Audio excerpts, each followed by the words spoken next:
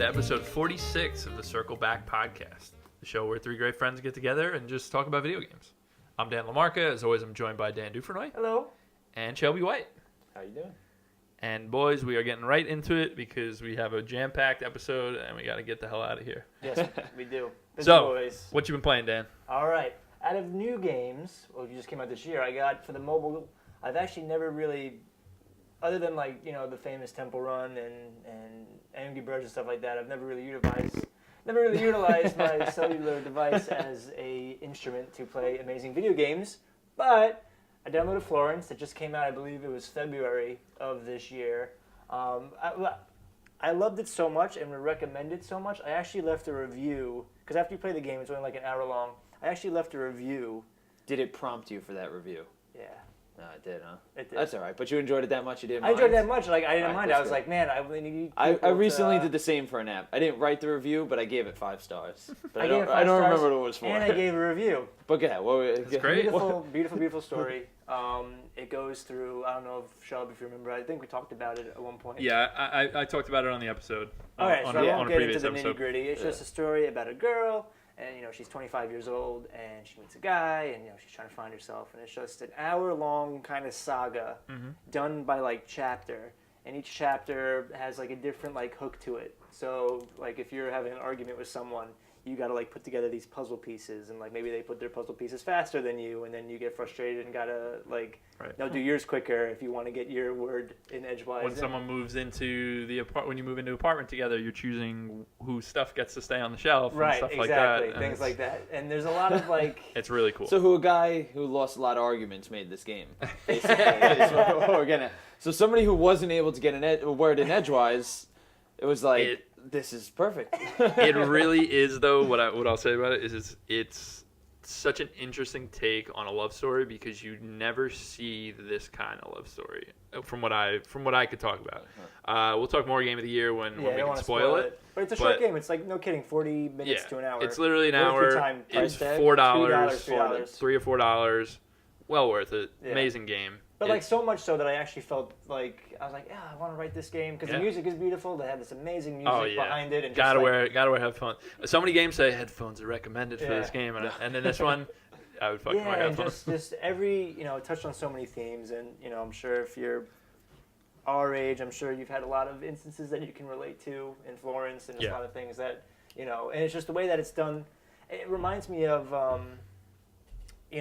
The way that Hellblade was and Celeste, and, certain games were a certain emotional theme. Mm-hmm. The gameplay, complements it so well, where, the theme that they're trying to get across, story-wise, the gameplay, really puts you in that sort of totally agree world. So I would totally recommend it. Nice, beautiful, quick game. Worth your time. Yeah. Speaking of games that have emotional resonance, let's hear about Celeste, Shelby. Oh, yeah, so I played through Celeste. I remember last time I think I said I had just downloaded it. Never got a chance didn't even to get into started it. yet. Didn't even start it. So I played through it. It's not that long, but... Did you go for all the strawberries, or were you just I went for as many as I could. There were a few where I walked into the room, looked at it, and I was like, I have no chance in getting that. I would give it one shot, and I'm like, yeah, not going to happen. Right. But I did, there were several parts where I was like, I tried 15 times to get a strawberry until I got it. So it's fun to collect them. I forgot how many I ended up with. I could look it up, but gameplay. I don't play a lot of 2D platformers. We've said this off camera before, but you didn't really grow up with them? Yeah, I didn't really grow up with a lot of 2D platformers. My personal first system was the N64, jumping right into Mario 64, Zelda, Ocarina. So none of those 2D, and then 3D platformers. But then you kind of were like a 3D platform guy, where you were playing Ratchet and Clank, you were playing Ratchet, Jack. Yeah, so it was 3D Sly, platformers all the way. You were all about 3D platformers. Yeah. So as far as 2D platformers, I never really went back and played those old ones like Castlevania or anything like that. So this didn't pop out to something to me right away, but as far as gameplay, it was so freaking good. It was coming off having just played Undertale. This was the challenge I was looking for. Right. That's what you said. I want to play a game. Yeah, exactly. I want to play a game where it's not just all right, you're getting through it pretty easy and you're listening. I love story in games, but when it's story and the gameplay is just nothing, it bored me. So coming into this, I was so happy. I was like, all right, this is awesome. Like, it just, your kill count or death count goes up. You get to see it at the end of every chapter, see what you collected. I was like, this is cool. I like this a lot. Story, fantastic. Absolutely fantastic game. My only downside to it, and to pick a con out of such a pro-heavy game, No spoilers? Yeah, no spoilers. Okay. Is obviously, everybody said that it touches on mental health and everything like that. So, like, that's a main aspect of the game. With how colorful and stuff like that the game looks from the outside, video games are not my medium for searching for that kind of story, I guess. For searching for a mental health disorder kind of story, it's just not the platform I would go to. That being said, though, on any platform as itself, what a phenomenal story about it, about mental disorder, you know, Sure. or like, however, without trying to spoil anything, however you want to delve that out, because you guys have played already. It's a phenomenal story on its own, but paired with that gameplay, really good. It's just not like I could have done without the story personally, and had just as much fun playing the game. You know, but on my own personal level. That's interesting. Like, I really liked the story, but not in a video game medium. I would have totally sat and watched like a short film, Right. and been like, "This is really good." For me, I just don't see the distinction. If you're getting a good story, you're getting a good story. You know what I mean? Like, that's how I always have felt. It's like, if I read a book and I'm getting a story that touches me in a certain way, if I'm watching a movie, if I'm you know, a video game, like, for me, it doesn't matter. So when you have a game that does something like this, it's like, wow, what a great story. I'm glad it was told. You know what I mean? Like, that's how I always felt about it. I get what you're saying. I just never. It just looked like, when I first look at it, you're like, you're this colorful thing. You're climbing up a mountain, and then all of a sudden you start getting into this thing and start hearing the story. And I found myself like not skipping through it, but kind of reading it quickly and trying to get through it because I wanted to play more. Because I wasn't invested in the story. Okay. But it got, like, obviously you get more invested into it as the story goes on. You meet different characters and stuff like that, and you're like, this is a really interesting way of telling this. I wouldn't have gone to a video game if I was searching for that kind of story. But it was a good story. Yeah, well, I think it's the same sort of thing like Florence, where it is just like, as no spoilers, as you're progressing through and, you know, you're getting to know this character, how the levels, whatever happens in the story, you know, the levels kind of take over that sort of like theme as well. I think that makes it even more special. I mean, there are games that are, you know, I love platformers. 2D platformers are like probably my bread and butter for sure. And like, I love games like, you know, Super Mario World and Super Meat Boy, which, you know, the story is, oh, you gotta save, you know, the princess sort of, you know, sort of thing, where the gameplay is just so tight that like I enjoy it so much. For me, what made Celeste so much more special was that, man, you have this solid gameplay like a Super Meat Boy that is just so tight. See, I didn't play Super Meat Boy, but I've seen videos, so I know it's very similar to this. In that exactly, sense, right? yeah. And then, but then like have this layered story on top of it, where what you're doing, you know, not taking anything away from a Super Meat Boy or Mario. I love Mario, but like there was this sort of like purpose, this sort of progression, as in you're doing this for a reason, for, you know, a greater reason than something. There was just a lot more complexity to it, and I think that's, for me at least, I was like, you know what, you're doing it for this character, and you're sort of, it just made, at least me personally, I got very, very invested. Well, we know you're much more emotional than the average person. I'm very sometimes emotional. I when like it to comes cry. I like to cry. Put it so that way. yeah, no, for sure. No, nothing wrong with a good cry. As I was playing it, I was like, I could see why Dan Dufrenoy likes this game so much. I know for like a fact. that sort of. But I'm not even like, despite what I've said about the medium for it, this is definitely one of my top 10 favorite games of the year for sure. Like, gameplay alone was so much fun. And I remember when you first played it, Dan, you said it's as hard as you want to make it without having to choose like an easy, normal, hard difficulty, and you're 100% right. Yeah, the strawberries alone are an interesting normal versus hard mode because you don't idea. have to. There's so many rooms in the game. You don't even have to go in if you don't want to. Right. You know. Well, like even in the beginning, it just says like these are just for fun. Like you don't. Oh have yeah, to get it them. tells you like right after yeah, chapter 1, and then but despite those, like the game gets progressively difficult. You know, like by the end, definitely, it's a difficult game, Definitely. and I like it because it's not just one of those like. if you just suck at the game, and you're like, oh, I'm never gonna beat this. It's a puzzle. Like every room is a puzzle, and it's like if you do this as many times as you can and figure out the right time to jump, way to jump, how far to jump, you're gonna get it. Yeah. You know, it's just repetition. It's trial by error. Yeah. And I really, really like the gameplay. I played through the whole game. I think I put it down once. Yeah. You know, picked it up and played right back through it because Awesome. I had so much fun playing it. I'm glad you enjoyed it. The thing that I will say is I'm curious moving forward because you know that Dan and I largely revere games that are more narrative driven, that are more darker themes, more serious tone. I'm curious as you start playing those games, as we play them, if your thought process will change or if it will. Because I just can't imagine like watching a movie and you watch an action movie and you're like, man, I love action movies. I never want to watch a drama. You know what I mean? Like I just can't. I don't comprehend that. And I'm not saying anything. I'm just I can't see it as like it's just a medium for stories to be told, whether or not they're about serious subject matter or not. Right. So if a good one comes along, it's a good one. You know what I mean? Like I just can't. I'm not trying to detract from what you're saying. I'm just curious if it's because you have not necessarily played a lot of games like this that you're kind of taken aback by it. Like, I don't know if I'm in for this. Usually I play games because they're fun and whatever.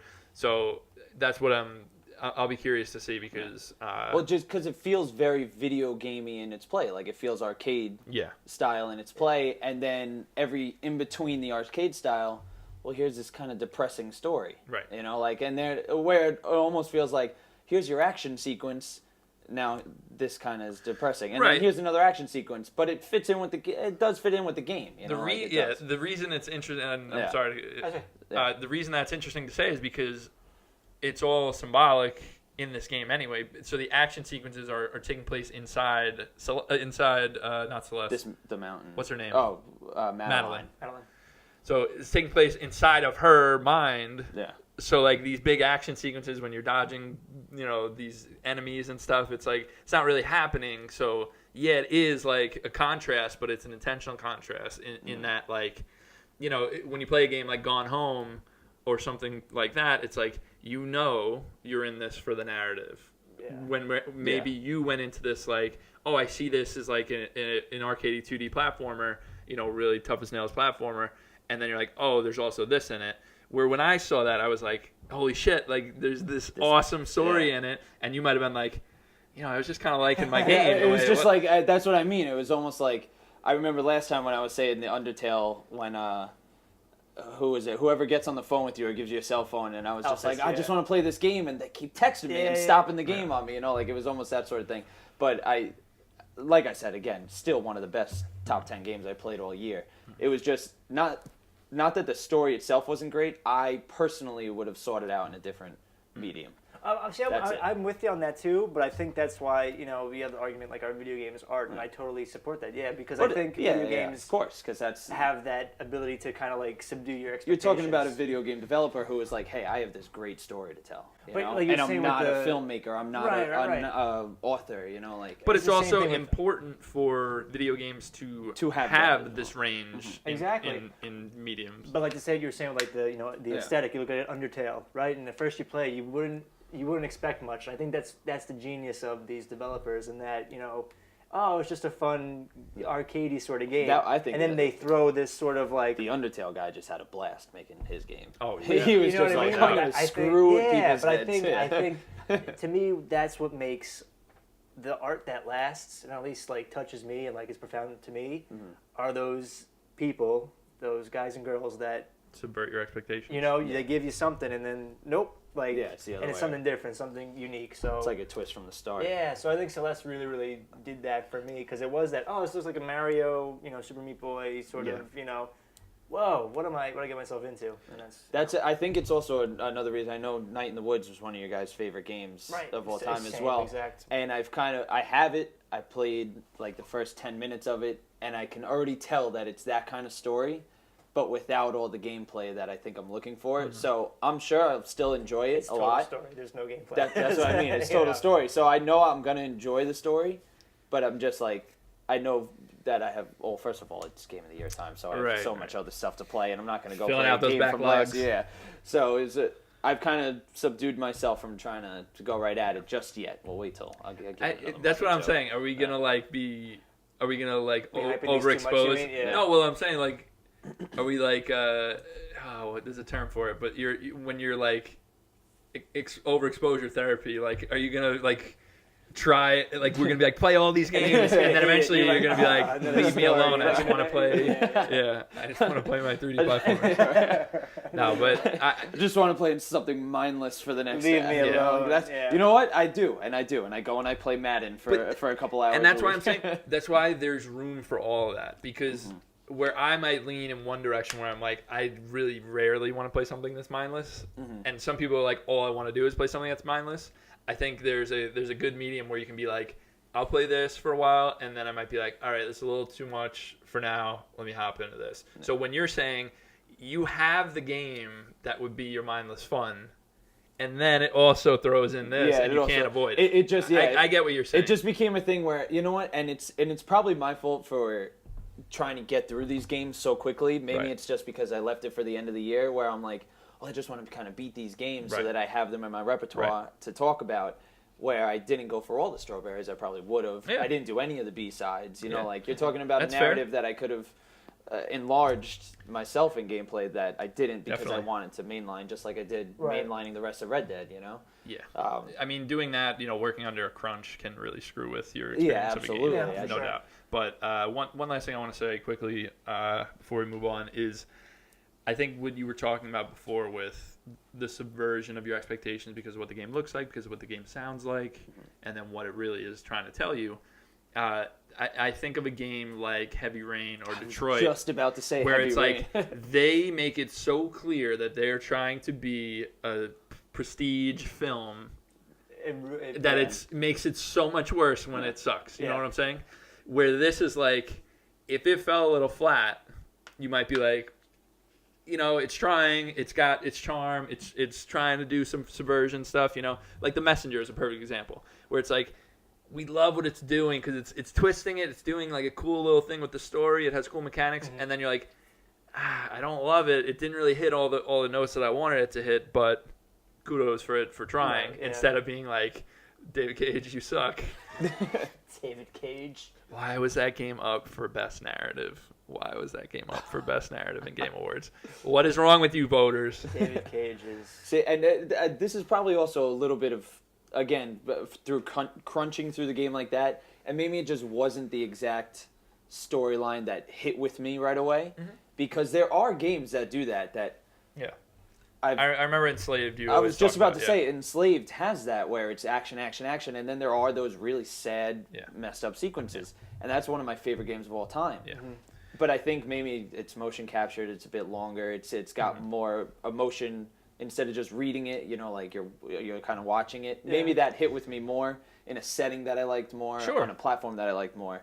So I think that all those attributes made me just makes it different. It's totally fair. And the last thing we would want is for everybody to come on here and say, this is also one of my favorite games. I love this game. Like, so I'm not suggesting that like somehow you're wrong. I'm just saying when we're talking about you seek certain stories from different types of media, I don't necessarily buy that, because in comics, I read, I could read Saga and Sweet Tooth as much as I can read, Avengers. You know what I'm saying? Like, it all has it all, and either you like it or you don't like it. Yeah, so it's sometimes it's just apples and oranges, really. Yeah. It's like you said, Madden or Call of Duty, or you want to play, something like. I guess it was just the mental illness thing. The Witness, I guess this just wasn't the story I was looking for in a video game for that topic.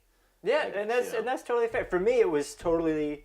I went in not knowing anything, and I was like, "Whoa!" This is crazy. That I had no idea that's what it was about until I started getting into it. And listen, it made the gameplay better. So I was like totally on board at first. I was like, you got that split thing going on. Yeah. No, the end of the game with those things, I was like, this is hard. Yeah. But I had a blast playing it. Cool. Hell of a game.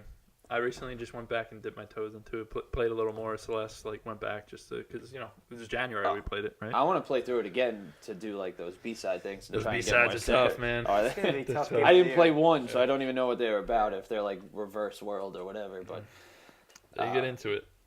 What have you been playing? Yeah, so we'll talk a little bit quickly before we take a quick break. I'll mention Super Smash Bros. Ultimate. Just came out. Fresh release. Today. Day of recording. Yeah, day of recording. Played maybe an hour and a half combined total. Feels like Smash. Very polished looking. Runs great. Handheld mode on Switch. Obviously, all the characters are there. All the stages are there. When you get the game and you go to play it, you only have the original 8 characters from the N64 version. So, which is awesome. yeah, it's cool, but it's also fuck. I want to play those new characters, and you unlock them one by one randomly. Every 10 minutes of playtime, they throw in a new challenger approaches or How something. many characters in total is there? It was like 60 something. 60 right? something, yeah. And they only start you with 8. You know what I mean? Yeah. So like that's 60 some something, time. including the new one, 60 something. Yeah. Do you think it would have been interesting if they told you, oh yeah, every player you've ever played with, and not told you the new players that they added? Oh, the and new then, characters? Yeah. You know, like, do you I think say that would have that's been what interesting? I always like, say that. yeah. I and then always just say had that. people Yeah. figure it out. I would like that. And I Because- used to love how I'm sorry to cut you off. I remember like in Melee and stuff like that. You didn't just unlock them by playing. You a lot. had to do like certain special things. We were talking challengers. about that I love earlier, That. you Like know. that was really like. But the I thing enjoy is, that how too. many times did you have to go look it up online? Because there's like some of the challenges you're like, I never ever would have done that. Well, I remember one to You get know? Falco, you had to do Donkey Kong and the 50-man melee Yeah, kind of yeah, thing, yeah. and like Like hit crazy like 500 different guys. things, Yeah. So like, I mean, they're phenomenal challenges. They made it so much more fun Like to to play me, the that game. made it. Yeah, Because at the I same enjoyed time, that. there's no. I mean, you have that little campaign thing, but it's not like you're just playing the same game Right. over and over again. Yeah.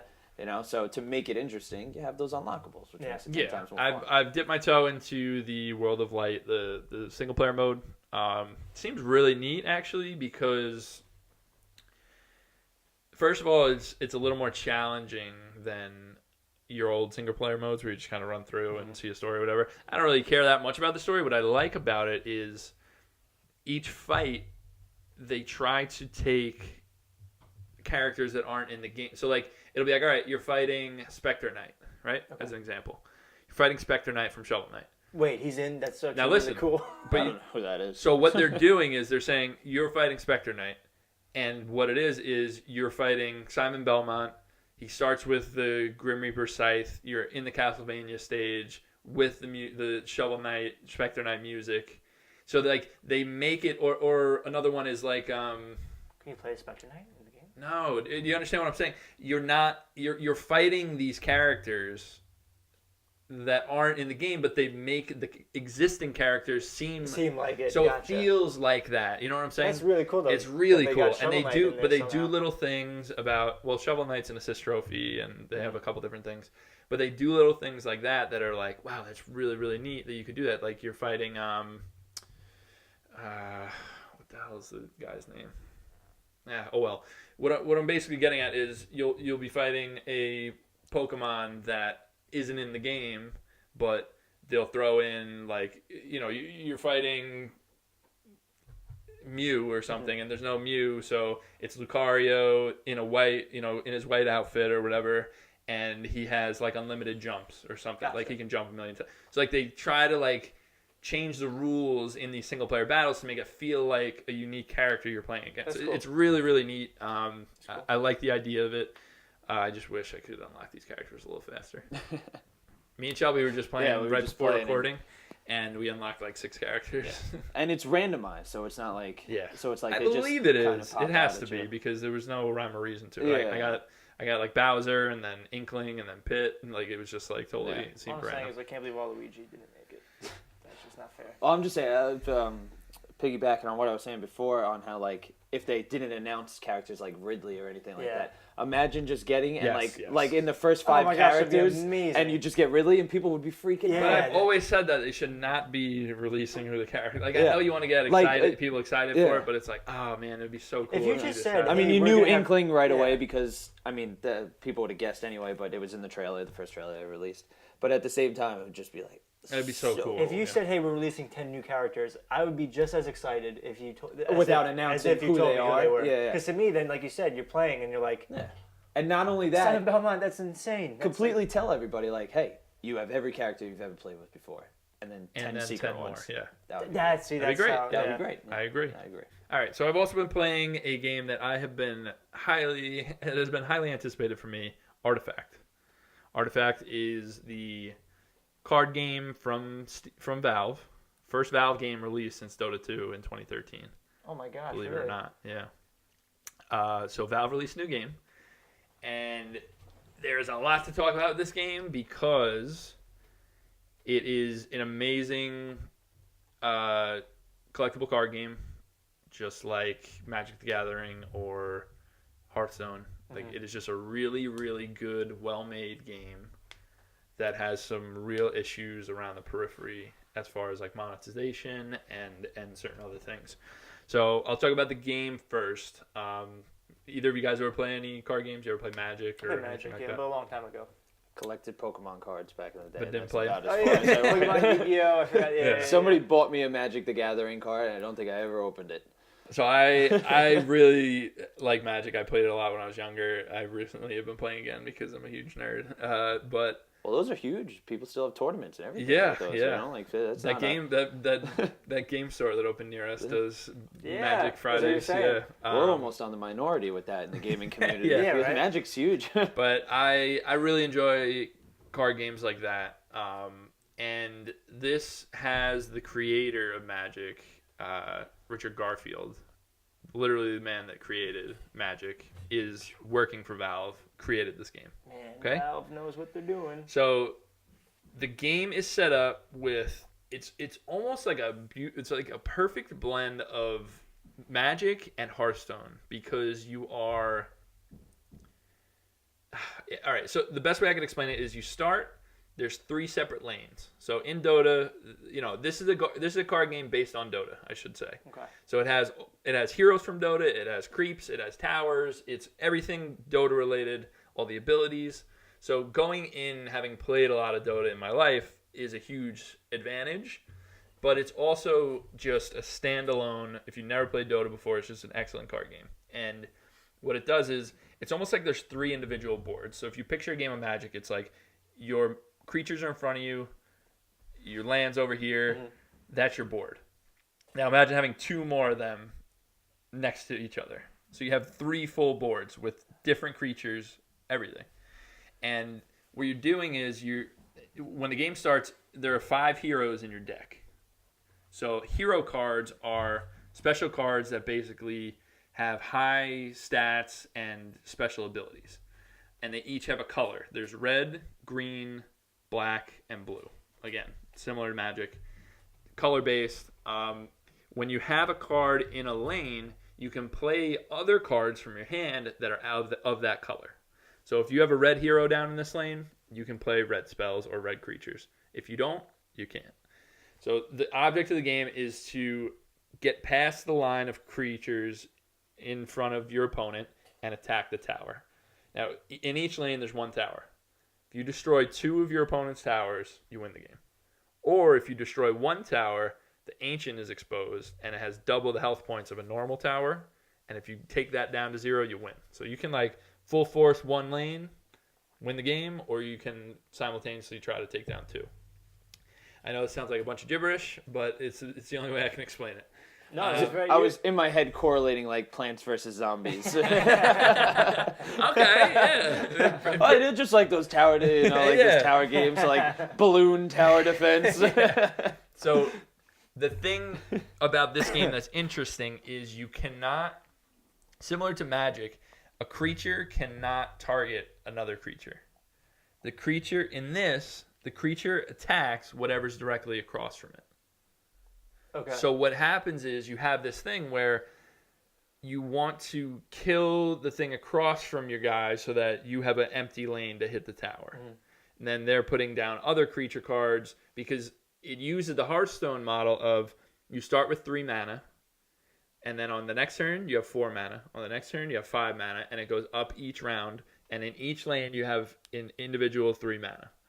So without getting too in the weeds with it, it's basically you are throwing out cards, creating creatures in your lanes, and then using spells to either get rid of enemy creatures or buff up your own.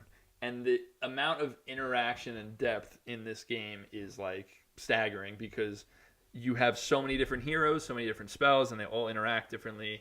You know, similar to Magic, you can have a two-color deck, like, you know, have different things happen. It's just a really, really well-made card game. It's $20, and when you pay $20, you get, I think, 10 card packs right when you get the game. So you buy the game, you open it up, you get 10 packs. They have 15 cards each or something like that. Maybe it's 15 packs with 10 cards each. I don't remember. I would assume packs of 10. That's usually what it is, right? So you open up all your cards, make whatever decks you want, and then they have a bunch of different gameplay modes. And this is where it gets weird because you have modes that are... So there's a casual tab and an expert tab. The casual tab is you can play all the same modes as you can play an expert, but you don't have to... There's no entry fee, but you don't win anything. So it's like you're just playing... You can play like casual constructed. All right, I'm bringing my deck in. You're playing against somebody online who has their deck that they made. You win... You move on, you keep winning. It's either you win 5 games before you lose 2. So if you lose 2, you go back to 0. It's like a little ticker. It's like, all right, I won 2 games, I haven't lost any. Then you lose 1, 2-1, lose another, you're back to nothing. But in casual, it doesn't make much sense to do it that way because there's no goal at the end of the run. You could get 5 in a row without losing and nothing happens. Now, that alone, this is where it gets interesting, like, philosophically, because it's like when you play a card game, say me and you sit down to play Magic, right? Let's do it. We sit down, we play, we're like, I'm ready. But we're like, hey, why are we playing? To have a good match. Yeah. Same thing with chess. You want to sit down and play chess? Yes. We're not gambling on it. We're not winning anything. Nothing's happening. We're just playing a good cerebral game, right? So why do I have an issue with there's no progression in casual? You know, like, but there is an expectation in games where it's all like about the money. It's not about the money. You just want to gamble. You got a gambling problem. You're obsessed with gambling. That's why. You caught me. But what's interesting is, so there's no progression in casual, and in expert, you have to pay a ticket to do any of these. And you start, when you buy the game, you get 5 tickets. In a similar fashion, it's lose 2, you're out. And then the ticker goes up. When you win 3, you get 1 ticket back. So you get your entry fee back. You're like broke even. If you win 4 games before losing 2, you win your ticket back and you win a free card pack. Okay. If you win 5 before losing 2, you get 2 card packs and your entry ticket back. Okay. So that is like, okay, there's some stakes. You want to bring in your best deck. Right, this is giving you there's incentive. Yeah, perfect. Word.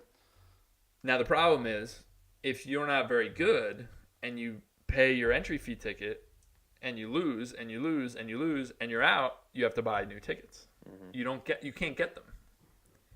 Except by buying new tickets or with real money. Or by basically recycling cards, because you can put doubles and stuff like that. Yeah, any duplicates, like you can only have a maximum of 3 of the same card in one deck. If you have, say you get 5 after opening some packs, you can put those in the recycler. 20 cards get you 1 ticket. Okay. So there is a way to do it, but it's... What's the loot box situation? So there's no loot boxes. No loot boxes. But here's where it really gets... You think it's complicated already? It gets really complicated now. So, first of all, like I said, they're in Expert, you pay an entry fee ticket whether you're playing Constructed or Phantom Draft. Phantom Draft is you basically draft... They'll give you 10 cards, you choose 2. They give you 10 new cards, you choose 2. And you make your deck with what you chose, right? Then there's a mode called Keeper Draft, where you literally buy 5 packs. So the packs are $2 each. You're paying $10, but whatever cards you draft are the only cards you can use in your deck, but you get to keep them in your collection after. So you have to discard everything that you had beforehand, though. No. Oh no. Only for the deck that you're using in this mode. Because again, you're doing 5 wins or 2 losses. Gotcha. Okay. With that deck that you just opened the packs for. Okay. So if you win, again, you can win a bunch of packs, you can win tickets back, whatever. But no matter whether you win or lose in the keeper draft, you get those cards. But you paid $10 to get in. Yeah. Now, where it gets really interesting is there is a real money marketplace for cards in game. So individual cards you can go in a hole with this. You can buy. I'm sure you can. Yeah, seriously. But if you open a pack and you get Axe, which is a hero who is worth $18 right now, you could sell him on the marketplace. $18. Whoa! Wait, so you can buy individual cards. That's what I'm saying. There's a marketplace where you can buy individual cards. Now, this is where it gets complicated because the thing that Hearthstone never did was never allowed you to choose a card to buy. Never, ever. Singular. You buy packs. That's it. Okay. The thing you could do in Hearthstone is you can, you know how I said you can recycle cards in this? Yeah. In that, you would recycle cards and they would become dust, which you can use to spend on a specific card. So you could be like, this card is a legendary card. It's worth 1,000 dust. Okay. So it's like, all right, I'm getting rid of half my collection because I really want this one card, right? This is like, you really want that card? Buy it. Buy it. I don't like that though, because then. But you're buying it from other people who are selling it. Yeah. It's very I can't Your wrap best my head friend around just whether it's got good or his not. second holographic Charizard, and you really want it. The thing that's weird about it is I am very curious when they make changes to characters. Like, it's going to become like a stock market thing because say I have Axe right now, he's worth $18. What if they put out a patch that nerfs him, takes away 1 armor, makes him do 1 less damage? His price is going to plummet. Yeah. Ooh. Do you understand what I'm saying? It's very weird. I've never seen something like this in this kind of game. And the funny thing is, with Magic, real actual cards, this is a thing. Well, no, that's true. You can just go on eBay or Amazon or whatever and just get whoever just get you whatever want. you want. Their value never really diminishes. That's the difference. Yeah. They are not nerfing or you can't change their or stats. buffing They a are card what they because are. it's a physical card. Yeah. Right, but they can do that on. Yes. You can do it So online. it is very interesting. Now, the thing that's weird about it is, like I said, I think this game is a superbly crafted, really well-made, fun, competitive. Like, every game is a different game. It's like a really awesome card game. Right. The reviews on Metacritic are, critics like it. They are also worried about the monetization like I am. Users, it has like a 0.2 rating because everyone hates the monetization. So they're just shitting on the game. Of course. I mean, it's to be expected. Yeah. People shit on the game for way less than Yeah. monetization. People shit on the game, people, Call of Duty changes and does space and people hate it. You know what I'm saying? Like, the thing that I'm saying is, now, if fans are actually not happy about this, then Valve is going to have to do something. Yeah. So I'm very curious to follow this game Yeah, and see, where they come out. are they going to make it free to buy? Are they going to make card packs different prices? Are they going to change them? I'm very curious to see. It just came out on November 28th. Okay. So recently. Yeah, it was last Wednesday. I've been playing a lot of it. I really like this game a lot. It is excellent. Interesting. But you go down 6 months and see how the Yes. whole online thing works out. And Yeah, curious the about that. thing that's so weird about it is I now have played, so I paid my $20 to play. I did 1 keeper draft. So I've paid $30 total. And I have a shitload of cards that I can make a ton of different decks with. So it's like, then the question is, so what are we mad about? Are we mad because you can't get something without paying an entry fee? Because that's a reasonable reason to be. That's not unreasonable.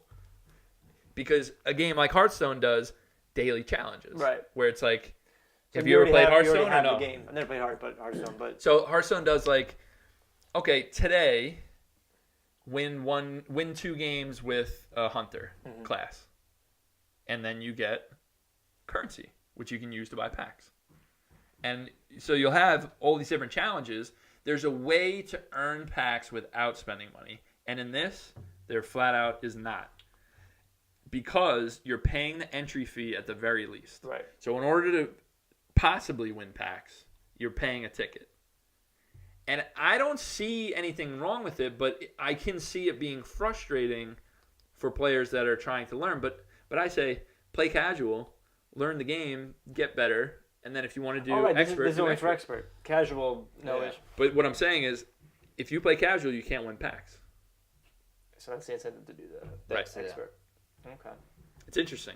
Now, if you look at the demographic on this, I'm assuming it's a little older than kids who can't really afford to do it. But I'm sure you do have those younger kids who are turning around and going to their parents, going, "Ma, I need the $10 to play this." Sure. And a child of that age is probably not well versed and able to explain it like you just did to a parent who's about to hand over money to a kid. And maybe that's where it might, to some of the young kids, will be like, well, screw this. This game sucks. Here's my review online because I'm online all day. You know, I feel like here's it would your be, point twos. Yeah, I get what you're getting at, but I almost feel like it would be the opposite because the kids are just like, hey, can I have some money for this? And then they just get it. Yeah, if they get it. But if not, then they'll play something else. Fortnite's free. You know what I'm saying? Yeah. But I feel like the people that are upset about it are conscientious people that are like, I can't win any packs without paying money. Mm-hmm. I get it. You're right. Yeah. It's complicated. Yeah. I love the game. It's complicated. It's incredible. Like it's a great game. It's complicated. The incentive is to get good at the game. You want to win packs and try and keep your money by winning that entry fee every time or entry ticket back every time. Get good at the game. You know. But again, like I said, if you play Magic the Gathering, you have your cards, you play against friends, you don't win anything. If you want more packs, you buy more packs. Yeah. I don't see why people are so outraged by it. I get that it could seem unfair, but this is like old news. I don't understand. Sure. They do the same thing with Yu-Gi-Oh, right? Remember, everything. Remember when you wanted Exodia? And you get that card? I think it's because I never played Yu-Gi-Oh. Do you think it's because they're not physical cards? That maybe it's sure, that's part of it. I think the real reason is because mentality. Hearthstone did it first, and they did it where you can earn card packs without paying real money. I don't know. Yeah. I haven't played any of them. I'm just trying to throw a devil's advocate into it and see if it's complicated. It's complicated. I really love that game. Artifact is an excellent game. Cool. All right, I'm going to talk quickly about one more game, and then we are going to move into the last game that you guys have been playing, which I'm excited to hear about. I have been playing Ashen, and it just came out last night during the Game Awards. Oh. So it was one of the two surprise out now games on the Game Awards, and I've been looking forward to this game for a while. It's Annapurna is putting it out, which, I mean, they're having a hell of a year. Annapurna published Donut County, Florence, and Ashen. Good for them. And Minute. Wow. I was going to say, I know Annapurna from something, and I haven't played any of those games. Minute might be Devolver, actually. Minute might be Devolver. But Annapurna is having a hell of a year. And Ashen is... So I was always intrigued by it because it looks just like Dark Souls. Like a lot like Dark Souls. But it has a very flat, shaded, nondescript character models. So like no face, like just flat character model, but with like a lot of cool looking environments and stuff like that. Similar to Dark Souls, it's all about the boss fights. It's like get from point A to point B without dying, and then you can save there. You know, it's Dark Souls. From what I played, I don't love it, but I'm intrigued to get a little more time in because I haven't actually fought a boss yet. But it just seems a little... it seems like it really likes Dark Souls, but it's not really doing much different. You know what I mean? It does... An interesting thing is you play Journey style with a co-op partner that you don't know who they are. You know how Journey puts you in, and then you do that, and then if they die or if they leave, that person is an NPC in your game. So that character model that they made stays there and still helps you out, and will like hang out at your campfire and stuff. It's pretty that's neat. cool. Yeah. So do you do the same thing to them? Yeah. It's neat. It's a cool idea. I don't know if it really pans out. I'm gonna have to play a little bit more to find out. But Okay. It's Ashen. It came out literally last night, December 6th, during the Game Awards. Cool.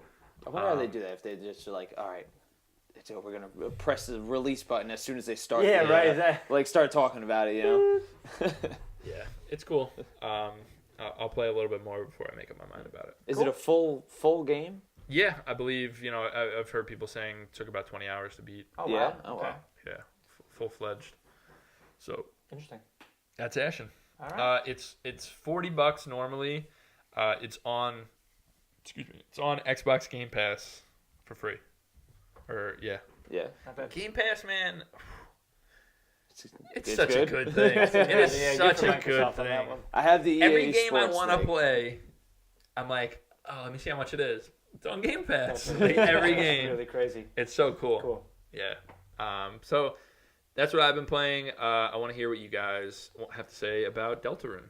Yeah. So I'll go first because I've played it probably less than you have. You beat it, Dan? I beat it. Yeah. Oh, then I've definitely played it less than you have.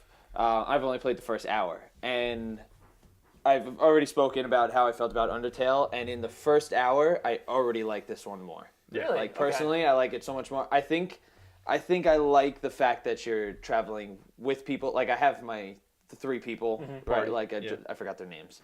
Oh my gosh, I forgot their names too. Chris is one. Chris is you. Yeah, You play you're as Chris. Susie. Susie is the purple person. Yeah, you're Yeah. right. And then the prince, the self-declared prince of the story, whatever his name is, and so You guys should know because there's a reason. There's an Undertale reason. Is there? Because Yeah. I played it a few days ago and I can't remember the person's name, and but they say the whole lore, like the prophecy, we're the Triforce of this game, and the three of us go on and. Like I think the combat's fun. I like the fact that no matter what you do right away, Susie's like, I don't care what you say. Rousey. Ross. Oh yeah. That's why I R-A-L-S-E-I. couldn't remember because I couldn't remember how to pronounce it. Ralsei. You guys explain the reference to me. It's probably like Undertale, and Delta, right? Is it anagram? What is it? An anagram? So, yeah, go on. Yeah, Still. Is that what it's called? Anagram, Anagram, yeah, right? Where the different letters letters. switch around. And but yeah, so I'm really enjoying that. That the fact that at where I was or where I ended before doing this is that Susie just doesn't listen to you, no matter what you try.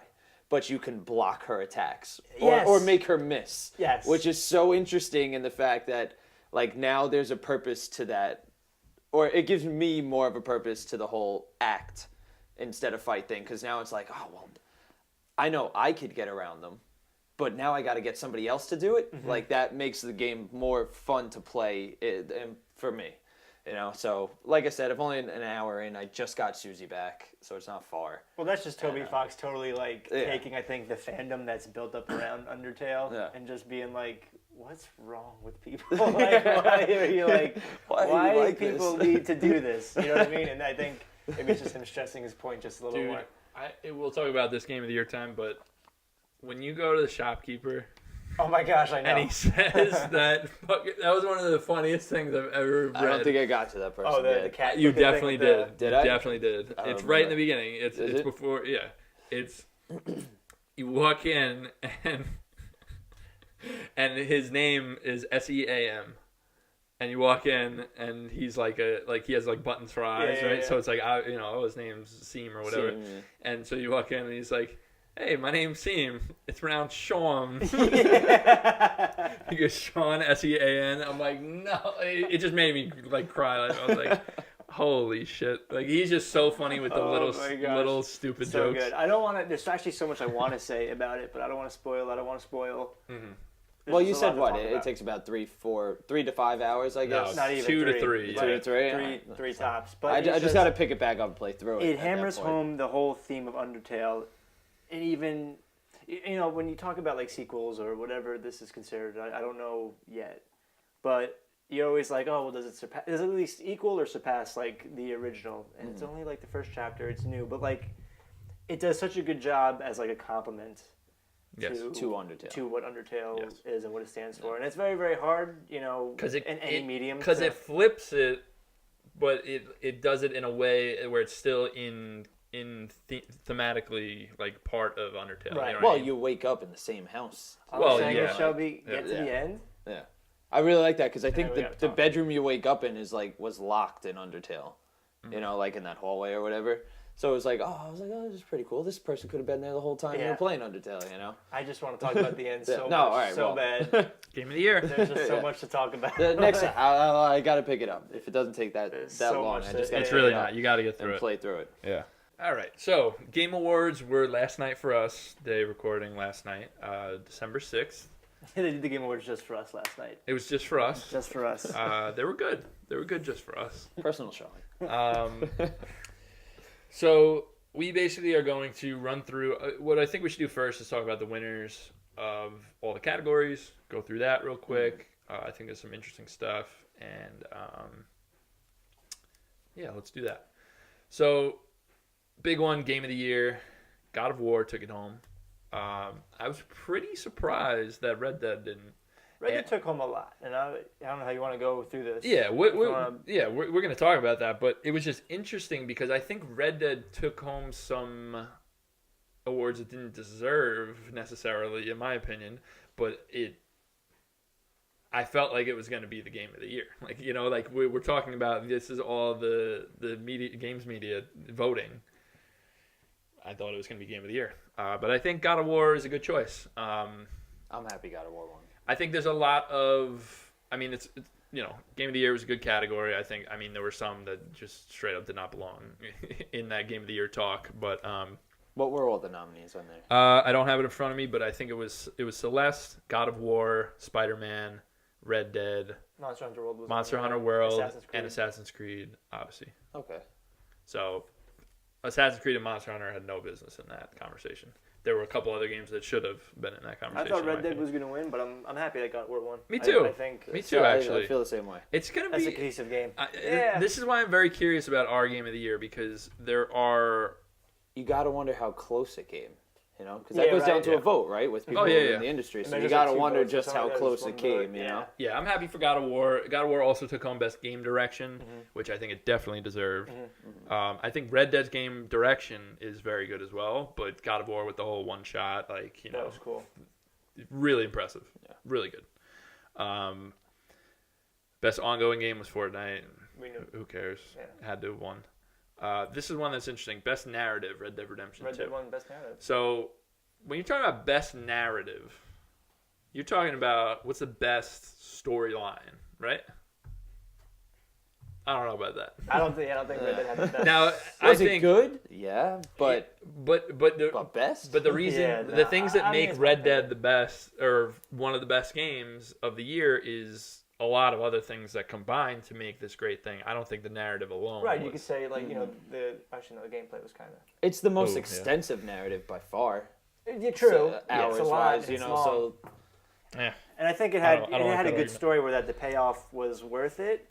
But when you're competing with games, and I want to say a lot of the smaller indie games, some of those stories that we've had. Those this that's year, what I'm saying. Yeah. The narratives in those who stories. can get that story arc done in 2-3 hours? Yeah. Compared to So we'll talk quick.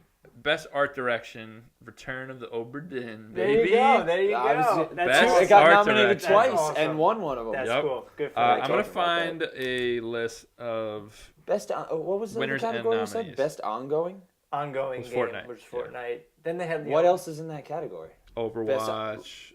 Like any Destiny games? or something like Yeah, that. So stuff probably, that people yeah. are still playing. Okay. So I'm glad a lot of smaller games got loved though. Like best action game was actually given. Action adventure game was God of War, but best action game was given to Dead Cells, which I was happy about. Oh yeah.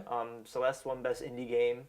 Also won best game for Impact. I mean, we're gonna go through this then. Oh, I thought we were because you mentioned Return of the Obra Dinn. I thought we. That were was the next one on That the was list the next I'm category. reading. Oh, I'm getting too excited. I'm sorry. Jumping the gun. I got excited. All right, let me see. I just really want to find one that has the nominees and the winners. That's what I was getting to. So let me see. Let's see if this has it. Yes. Okay. Good. So yeah, we had all the game of the years correct of what You we got were them looking all at. right. Yeah, I got Yeah, him. list. I got him here. Ongoing game, you were right. Destiny 2, No Man's Sky, Overwatch, Rainbow Six Siege, and Fortnite. Fortnite 1. Game direction. So here's what I'm saying. So Detroit Become Human, big wet fart. But A Way Out has very good direction. Yeah. Say what you will about the narrative overall or whatever. I think the direction is great in that game. Mm-hmm. And then you had Red Dead and Spider-Man. Spider-Man's direction really good as well. Spider-Man was good. But I do think God of War deserved that Actually, one. the whole one-shot thing and just the way that It's begins and ends, and this whole getting to the remarkable. mountain. It's very it's very epic and like Greek and it's it's Norse, but you know what I mean. Like, I haven't No, picked it's it up since completing it, and it still has that impact on you. You know, Yeah. where you just think about it, and you're like, remember that part? Definitely, no, yeah. for sure. Yeah. And then Best Narrative, this is where Red Dead won, and we were talking about. So the other nominees were, again, Detroit. Freaking Quantic Dream. God you of can War. Suck my farts. Life is Strange 2, My Episode huevos. 1. Marvel Spider-Man, and Red Dead Redemption 2. So when you look at the competitors in this, I can see why Red Dead Redemption 2 would win. I would have put other games in there, but they have Detroit, God of War, Life is Strange 2, Episode 1, and Spider-Man. So best narrative, all right. Out of those choices, Out of but I those, feel like not there was bad, a lot but more they smaller certainly games that snubbed definitely- a lot, yeah. Why not So Wander Song? yeah, that's a great question, Dan. So best art direction, this is where Return of Obra Dinn won, and it beat out God of War, Octopath Traveler, Red Dead Redemption 2, and Assassin's Creed Odyssey. That's actually really crazy. 'cause So all that's those when you games are say- beautiful Yeah. Three of in their own way. Those are game some. of the game of the year. Those are some contenders or game award contenders. Yeah. I mean, they're just for art direction. Like Octopath, not a great game in my But opinion, still, but the beautiful art the way direction, that- holy yeah. shit! So I was really happy to see Obra Dinn take that one home. Best score. This is the one that hurts. This one hurts me deep. Nominees are Celeste, God of War, Marvel Spider-Man, Ni no Kuni 2, Octopath, and Red Dead Redemption 2. And Celeste did not win Best Score. That's That is very sad. ridiculous. Red Dead one, right? So, yeah, Celeste has the Oh, gosh, best the music. is so good. Oh my god, what are these people doing? Then it leads. I didn't play Wander Song, but isn't that a game with So that's the song? Yeah, Yeah. that's what it's all about. There's probably a lot of good scores in there. No. Oh well, is it? Yeah, Is it singing more than actual scores to the game and stuff like There's, that? like, there's songs, definitely like- great Yeah. songs, but But I feel like Celeste has like Celeste is yeah, yeah. whew. even Florence. when you start getting to the later Florence should have levels, been on here. Yeah. when you start getting to the later levels in Celeste, and that music's Oh, going, man, yeah, like, no, it- I agree with you. Oh, I it's think great. good. Yeah. And I will say, Red Dead Redemption 2 has has really good use of music, and there are times where the music kicks in, and you're like, oh man, that was really good. Like it hit the like a lyrics to the good. song Yeah. meaningful to No, the the certain music things, is good. But for come sure. on now, guys. No, Come Celeste on is fantastic. now. Florence was fantastic. Here's one that Red Dead 2 deserved to win: Best Audio Design. Here's my girl. They were up against Marvel Spider-Man, God of War, Forza Horizon 4, Call of Duty Black Ops 4. I think Red Dead deserves that. Marvel Spider-Man was a really good audio design too, but this is one that, again, I like. Best Performance. Another stupid Detroit nominee. God of War. I mean, Kratos for God of War. He's phenomenal. Who was incredible always. Cassandra in Assassin's Creed Odyssey. And these are the two for me. Yuri Lowenthal as Peter Parker in Spider-Man was awesome. He was really good. He was great. I think. And Arthur Morgan from Red Dead, who won. I mean, he's a great actor. He was. What's his real name? What's his? Roger Clark. Roger Clark. Good job, Roger. And he has either Irish or Scottish accent. Does he? Yeah. Really? Oh yeah. Pretty cool. Well, they say that part of the world has the easiest when they transfer to doing an American accent. The Southern accent's the easiest one for them to pick up on. That makes sense. Yeah. Yeah, any British accent, any of that from that part of the world, it's that Southern accent is easiest to pick up on because it has some of the same vowel pronunciations and stuff like that. So, Cool. to say I haven't tried it myself, but that's what they say. So Games for Impact nominees were 11/11 Memories Retold. Don't really know what that is. Celeste, Florence, Life is Strange 2 Episode 1, and The Missing, J.J. Macfield, and The Island of Memories. Celeste won, deservedly won. Celeste won.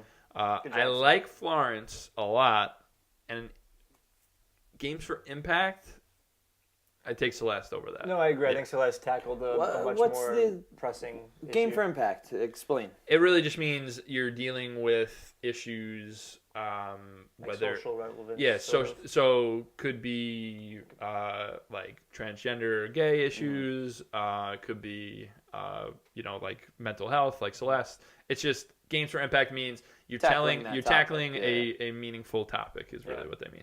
I think Celeste did it incredibly. I think This next category is one that tough to decide. Best independent game. You got Celeste, Dead Cells, Into the Breach, Return of the Obra Dinn, and The Messenger. Celeste won it. I think they deserve to win it. But man, Into the Breach, Obra Dinn. That was a really, really good year for indie games. Ooh. Seriously, what else was on there? Dead Cells, Dead Cells, and The Messenger. Now, what's the difference between best independent game and debut independent game? Debut indie game means the studio has never made a game before this game. Okay, all right. So that's what we're looking at now. Best debut indie game. You have Donut County, Florence, Moss, The Messenger, and Yoku's Island Express. Happy to see Yoku's get a little love there. Good. I wish Wandersong got something? I wish Wandersong was on here, but And I like I think they may Yoku's Island's developer name, yeah, Villa Gorilla. Villa Gorilla. Pretty good. So honestly, really good category as well. The Messenger one, I wouldn't have chose that personally. Again, I think it's a well-crafted game. Which one would you have given it to? I would have probably done Florence. Florence. Yeah. I really love Donut County too, guys. It's really I think it's great to see. How many categories was Florence phone game nominated for? Yeah, you know? pretty well, cool. we're about to see Best Mobile Game, which they're all phone games in this one. But it was Donut County, Florence, Fortnite, PUBG Mobile, and Reigns Game of Thrones. Whatever. Come on now. And what? 3 of these games are available on other platforms. Yes. Yep. You know, whereas Florence and Actually, what yeah. Donut County. is Reigns. I don't know what Reigns is. I'm I have assuming no idea that's what a that is, mobile-only game. But Yeah, Florence won that one. Florence won that one deservedly. Next category is Best VR/AR game. We have Astrobot Rescue Mission, Beat Saber, Firewall Zero Hour, Moss, and Tetris Effect. So Astrobot won. Definitely deserved to win. 100% I really like Moss. I really like Tetris Effect. Astrobot is a special game. And Firewall is on there, right? Yeah. I haven't touched Firewall people love. and it's a shooting game, right? Yeah. Or I should say first It's a person multiplayer. shooter, It's almost like a Counter-Strike-esque multiplayer. where you're working with several people to in VR to against a team of other people. Like it's pretty neat. That's pretty cool. I heard very good What things. kind of but- settings do you know? Like, are you talking like indoor strategic? Yeah, I believe so. Like Rainbow Six-ish, like yeah, you said? That's very cool. very Rainbow That's Six cool. like. I gotta try that then. Yeah, I would take a look. I don't. Is it on PSVR? I don't think so. It is Firewall. It is. Yeah, definitely. Oh, cool. Because it was You should check it out. they have. I have the old one. I don't know if they made a new one, but for the motion controllers, I remember that. it came yeah. out with Killzone. Yeah. And I saw a new one that came with. Oh, you know what? It was Farpoint. Maybe it wasn't Firewall. Farpoint is a Sony first-party game. Yeah. All right. Yeah. Maybe I don't think know. Firewall. What I is think then. Firewall might only be on Vive. Okay. But Maybe. we'll see. Maybe not. I was thinking of Farpoint, so I was wrong. Next category, we have Best Action Game. We have Call of Duty Black Ops 4, Dead Cells, Destiny 2 Forsaken, Far Cry 5, and Mega Man 11. Weak-ass category, but Dead Cells is a great game. So I think they deserve to win Best Action Game here. Best Action Adventure Game is the next one. Some kind of distinction there. Assassin's Creed Odyssey, God of War, Marvel Spider-Man, Red Dead Redemption 2, and Shadow of the Tomb Raider. And God of War won Best Action Adventure Game. So kind of reading the tea leaves about, how do you win Best Action Adventure Game against Red Dead Redemption 2 and Spider-Man and lose Game of the Year, right? Yeah. So Best Role-Playing Game we have next, Dragon Quest XI, Monster Hunter World, Ni no Kuni 2, Octopath Traveler, Pillars of Eternity 2, Deadfire. Still very upset I have not played Pillars of Eternity 2 before Game of the Year time because I love those kind of RPGs. But it'll be like usual. I'll play it next year and love it and say I wish I played it before Game of the Year, and that's what always happens. Have any of you played Dragon Quest games? I like the old Dragon Quest games quite a bit. I actually heard this one's great. I Just haven't touched Yeah, I it. never played Dragon Quest. hadn't got around to it. No, You they're never by- played the old Dragon No, I Quest? never played Dragon Quest. And Wow. now, obviously, there's 11 of them. So where do you start? I know, yeah. Oh yeah, That's the no, best. they're from like way back.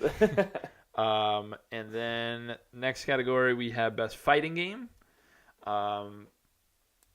Blaze Blue Cross Tag Battle, Dragon Ball Fighters, Soul Calibur 6, Street Fighter 5 Arcade. This was really between Soul Calibur and Dragon Ball Fighters. Dragon Ball Fighters won as it deserved. Cool. So pretty cool on that. Then we have best family game. Mario Tennis Aces, Nintendo Labo, Overcooked 2, Starlink Battle for Atlas, and Super Mario Party. Overcooked 2 wins. I love Overcooked. Haven't played 2. Probably pretty good. All right, next we have best strategy game. This one it may as well be branded Dan LaMarca's best strategy game because I love like almost all these games. We have BattleTech, Frostpunk, Into the Breach, The Banner Saga 3, Wow. and Valkyria Chronicles 4. It was a banner year for strategy games. Into the Breach won. I think it deserves to win. It's one of my favorite games of the year. I think BattleTech, Frostpunk, and Banner Saga 3 are all excellent, though. Like that's a solid 4 games right there. But Into the Breach won, and I think it earned it. Best sports racing, FIFA 19, Forza Horizon 4, Mario Tennis Aces, NBA 2K19, and Pro Evolution Soccer 2019. This was Forza's category from the get-go. That game is excellent. If you like racing games at all, that's a game you have to play. I've only played Horizon 3. 4 is so much better than 3. And yeah, And 3 is great. Yeah. I've only played 3, and I heard the Horizons are way better than the motorsports. But yeah, I do like the regular street racing ones. So I'd like to try motorsport, but Horizon 4 I heard is just remarkable. Yeah, it's great. I wish I had played it more, but No Madden on there. It's the same game every year. And since you can update rosters in the old ones, it doesn't really matter. Best multiplayer game, Fortnite. You win. I'm not even gonna read the rest. So do you think because Fortnite is an ever-growing game that it goes right to the top of that category? Because you're talking about Call of Duty, which has probably been one of the top-selling games of all times. Yeah. Coming out so late in the year. You know, what, October? When did it come out? Yeah, but I think this is Fortnite's year. Yeah. They've dominated this year. Every news cycle, their top game. And they keep it fresh with the seasons and everything. So I'm just wondering if there's going to be someone to topple them, unless if they keep growing like this. You know? Right. Are we going to be having the same discussion next year? Yeah. We'll see. Fortnite season 14. The rest of these I'm not going to read because it's like content creator of the year, esports player. So the one thing I do want to say is Sonic Fox. Best content creator. There's not enough awards for David Cage. Sonic Fox, Dominique McLean. If you guys don't know who Sonic Fox is, look up his acceptance speech last night when he won Best Esports Player. He is just a national treasure. He is like just amazing. I fucking love Sonic Fox. I hope he never changes and he's always exactly the way he is because he doesn't give a shit about anybody. And he is awesome. Right on. He is so awesome. Now, what's esports player is the people who play competitively? Yes. Okay. Yeah. So that's enough about that. What we're going to get to next is the more fun stuff about what was announced. Yeah. So those were just the winners and losers. Now we're going to start at the top. I'm not going to read all these. I'm just going to read things that I find relevant, and I hope you guys find relevant. Stanley Parable is coming to consoles in 2019. Cool. So I love Stanley Parable. Played it on Steam when it came out. But yeah, it was a long time 2013 maybe? Something like that. Awesome game. Really unique thing. If we ever figure out how to properly start making videos with games again, that's going to be on our list of, because I had mentioned before I really want to do a monthly series of look back at great underlooked games. Very cool. Underlooked is not a word. Overlooked. Overlooked. Yeah. Overcooked. Yeah. So Stanley Parable coming to consoles in 2019. Really excited about that. Mm-hmm. Then they had Sean Layden, Phil Spencer, and Reggie Fils-Aimé come out together. And everybody and their mother thought that they were going to say, we're all able to play on all consoles anymore, or like together, all games. And instead it was just a symbolic thing saying, you know, we all love each other's games, and we're happy that you guys all love our games. And it was really Kumbaya. cool. Really, really cool. Jeff Keighley knocked this award show out of the park. This is by far the best one yet. I'll skip a little bit ahead. Marvel Ultimate Alliance 3 was revealed, and it's a Switch exclusive. I didn't know that. How weird is that? Yeah. So I really like those old Marvel Ultimate Alliance games. They're really good. But I mean, Just put your ultimate fighting team of superheroes oh, it's awesome. together. It's you like know, it's they're like fun. Diablo style, like Yeah. isometric. Just beat them up. It's fun. So Switch we'll see. exclusive. It kind of looked a little muddy. It didn't really look that great, but we'll see. Supergiant announced their new game Hades, and they said the early access version is out now on Epic's Game Store. So something we didn't get to talk about because we again have a pretty packed show this week is that Epic is creating. They want to be the competitor to Steam. They're creating their own game service, or basically storefront. Yeah. And they're courting people left and right because they are creating a completely new business model where across PS4, Xbox, Switch, pretty much every game distributor, it's a 70-30 split. That's how it's always been for the past many years. Whoever owns the store gets 30%, developers get 70%. Epic saying, we want to do 18%. And you guys get the rest. Or even, I think it's actually 88-12, I think it is, they're saying. So of course that's enticing. Obviously very Yeah. enticing, not to mention there needs to be a competitor to Steam because they're basically a monopoly, So I really, really like what Epic is doing, and especially because they're courting these things and they're saying, hey, you can only play Hades right now in early access on Epic. Hey, Ashen released right now. It's on Epic Game Store. It's not on Steam. They're doing cool stuff. Awesome. So that's just a little sidebar. But Hades looks interesting. It was a little underwhelming because It's like a Transistor 2. it looked a little too much like Transistor. Because Bastion and Transistor were similar, but this looks way too much like Transistor. You know what I'm saying? It's like Transistor in hell. Yeah. So I'm interested. I mean, I'm going to play anything they So make. that was the last one they did, though, Transistor. Pyre. was actually Oh, the Pyre? last- yeah. They made Pyre before last that. year. Transistor was right before Pyre. Yeah. I love Pyre. I love Bastion. I love Transistor. I'm sure I'm going to love this game. I find it a little bit weird that it's coming out in early access and it's a single player game. A little weird. Yeah. I'm not entirely against it. It's just interesting because it's like, are you going to make gameplay changes based on feedback? I don't know. It's weird. Or was it just a ploy to get people to go to Epic? Yeah, I don't know. But either way, Supergiant announcing a new game is always going to be interesting to me. So, going to be excited to check out Hades once our Game of the Year stuff is over. Far Cry New Dawn was announced. Leaked ahead of time. Everyone knew about it. Post-apocalyptic. It's 30 years after, they said. Yeah. Because it looks like Horizon-ish, where it's like everything's overgrown now. Okay. And it's... I don't know, man. By, nature. It's a cool idea that you're playing as one of these two badass, I think, twins. They're black women that are twins with like bleach blonde hair, and they're just like wreaking havoc, like taking what's theirs. So the thing I always have a problem with post-apocalyptic fiction is when they become too like when they become like conquests, you know what I mean? Where it's like imperialistic, where it's like there's a new frontier all of a sudden. Over everything. So let's go take what's ours. Yeah. Like I hate that shit. It's so stupid. It's like I don't know. Boggles my mind that that's people's fantasies still.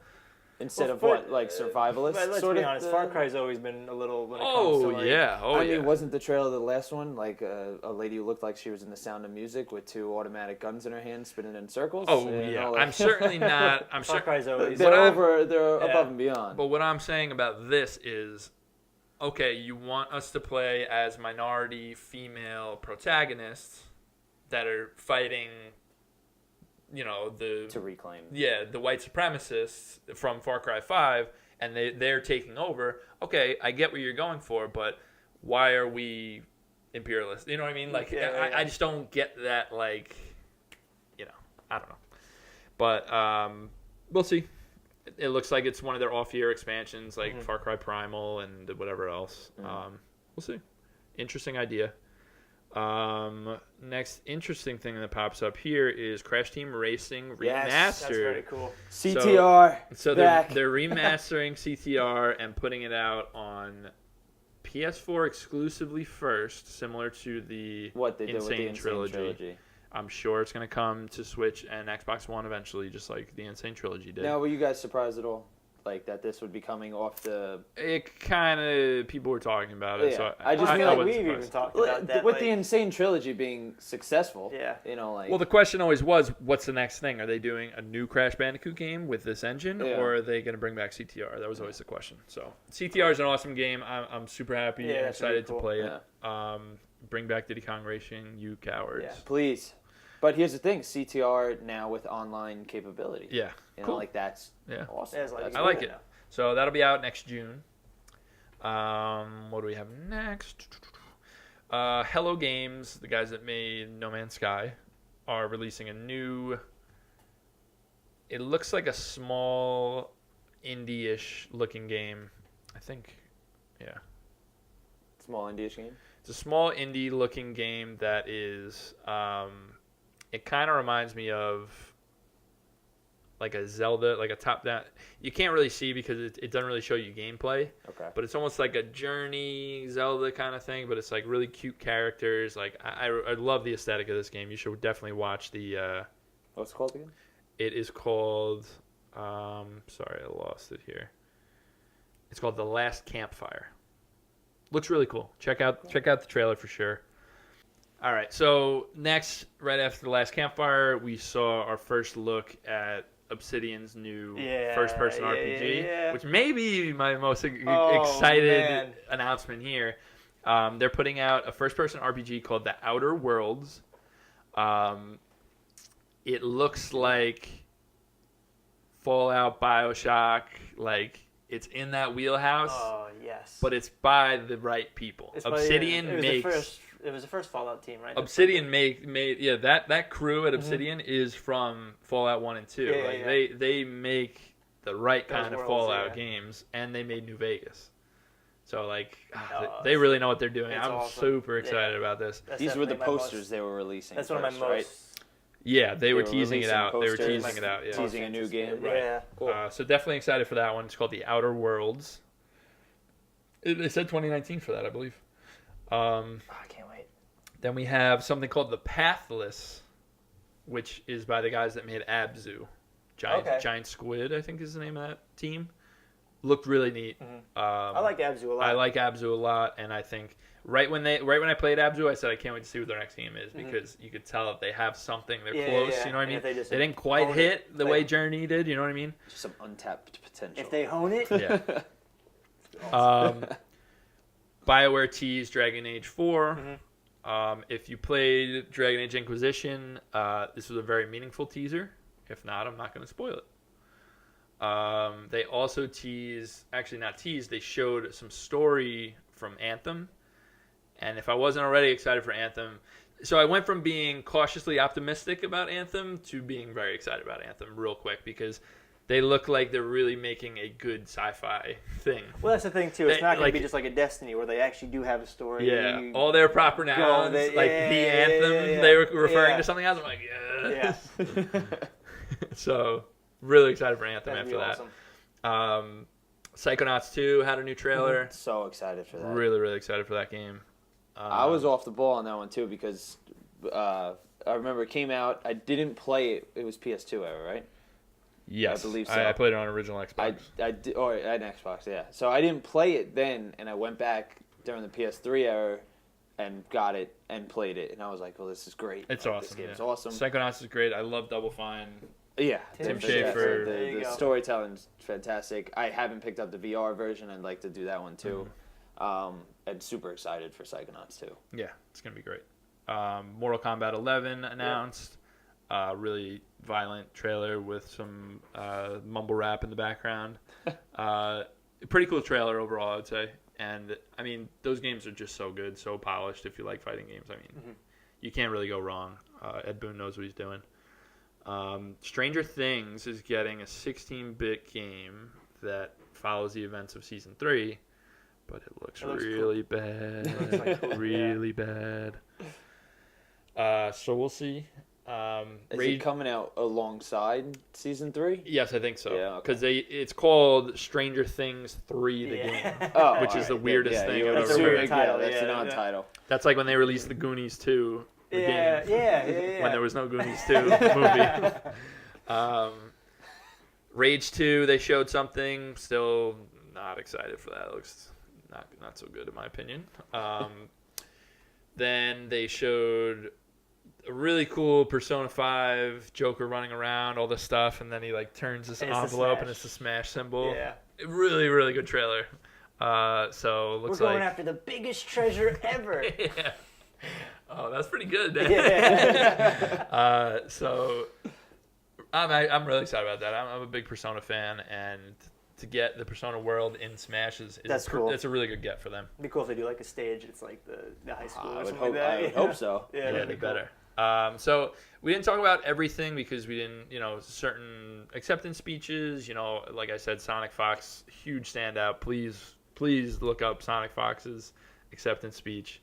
Well, you have to talk about Kratos's. Yeah, Kratos and Atreus' voice actors came out together. And first of all, the kid that plays Atreus can't not be Atreus. Like, he sounds exactly like him. You can't help it. That's probably what they did. They were like, just be yourself. Don't try and do an accent. It's the same kid from the mid-90s Jonah Hill movie. Oh, okay. Yeah. I didn't see that. So this kid's doing well for himself. Yeah, that's good. Maybe that's why Jonah Hill was there. Oh, then probably. I would assume so. Still doing press. So, yeah, they had a little speech where they were doing presentations, and the kid that plays Atreus was like trying to open it, and the guy that does Kratos is like, "Open it, boy," and it was just so good. The whole crowd erupted. Little shit like that is what makes this thing really good. Something I really want to talk about is there were these 4, I think they called them global citizens or something like that. Steven Spahn from Able Gamers was there, and he is, if you don't know who Steve Spahn is, like, look him up, because he is just an amazing story where he has like a terrible disease, he's disabled, and he found a way to play video games with like head tracking and with the mouse. He's like a doing really, really well for disabled gamers in general. Like, he's at the forefront of it. He's like, is that the one from he's an incredible person. Like, seriously, when you get home, YouTube Steven Spahn and just look up who he is. Mm-hmm. It's he incredible. The one who did the Xbox commercials about the adaptive gamer? controller? Yeah. Probably. He's awesome. That one. I love him. I'm so glad they got him, a huge part of this. They also had like a woman in Pakistan who was leading like basically saying like, we need more female game developers. They had this whole thing. They had somebody in Africa who was like developing a game that was like keeping people it was like a phone game that was like doing a good job of keeping people distracted from like what's going on in their world or whatever. They did these 4 different things that they call global citizens, and they were just awesome. That's awesome. Like, really, That's really important. good. Yeah. So that kind of stuff being tied in with this, and then you have people like Sonic Fox, saying, like, he literally accepts the award and he's like, I'm super gay, I'm a furry, and fuck everyone that doesn't like that. Like, that's what he did pretty much. And it was awesome. Like, that kind of shit is like what you need, because it is a corporate shitty thing sometimes. Right. So it's like with fandoms and how fandoms can be so bigoted and so. I think, and that's why you can look at this with a critical eye with the Game Awards in general, but there are so many good things in it that you can't help but say, like, I'm really happy that this thing's still going on. Awesome. Because cool. Jeff Keighley has done, year over year, he just gets better and better at it. The ads are less and less pervasive. Mm-hmm. Having the same type of, same straight white guy on the stage every time, like they've done, peeled that back. They have a huge variety of people that they have up there. I think they're doing such a fantastic job. Awesome. And it's not perfect, but they're getting better and better. So Beautiful. I think I want to end on that. Game Awards were good this year. Look for us to go possibly weekly for the month of December because we want to get we have a couple ideas for what we want to do before Game of the Year. And plus, it's coming up quick. Yeah, Gris. Are we saying Gris or Gris? Gris. It's a bit French. So that game is coming out next week along with Below by Cappy. We've been so excited for both these games, and they're coming out right before Game of the Year. So we want to try to push that back. We're going to try to get that out December 31st. In the meantime, we would like to get an episode out a week if we can. No promises on that, but we'll see what happens. Yeah. So thank you guys for watching as always. Dan, thank you for being here. Thank you guys. Thank Shelby, you, thank you for being here. us. I tried. And we'll see you guys next time. Adios. Peace.